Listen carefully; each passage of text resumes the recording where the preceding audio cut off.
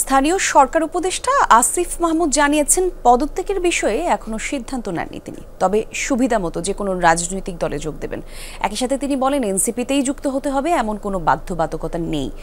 শ্রীলঙ্কা আবারও রপ্তানিতে শীর্ষে। দুপুরে শেরেবাংলা কৃষি বিশ্ববিদ্যালয়ে এক সংবাদ সম্মেলনে এসব কথা বলেন আসিফ মাহমুদ। নিজের সাবেক এপিএস নিয়ে বিতর্কের বিষয়ে কথা বলেন উপদেষ্টা, জানান দুদকের মাধ্যমে তদন্ত চলছে। সামাজিক যোগাযোগ মাধ্যমে তদন্তের আগেই অপরাধী বলা হয়েছে।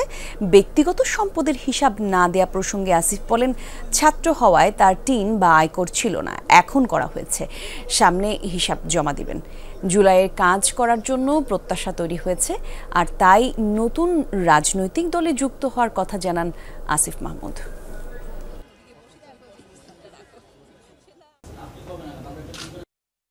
আমার তরফ থেকে কোনো সিদ্ধান্ত এখন পর্যন্ত হয়নি। এটা ধরে নেওয়ার কোনো কারণ নেই যে নতুন রাজনৈতিক দলেই যুক্ত হব, কারণ নতুন রাজনৈতিক দল হয়েছে যেহেতু আমি ইয়াং জেনারেশনের একজন এবং আমাদের বয়সী যারা আছেন তারাই করেছে, তো সেখানে আগ্রহটা তো আছে, কিন্তু এখন পর্যন্ত যতটুকু দেখছি যে নিশ্চয়ই ওনারা কাজ করছেন, তবে যখন আমি রাজনীতি করার কথা চিন্তা করব তখন আমি আমার জন্য বেস্ট অপশনটাই চুজ করব।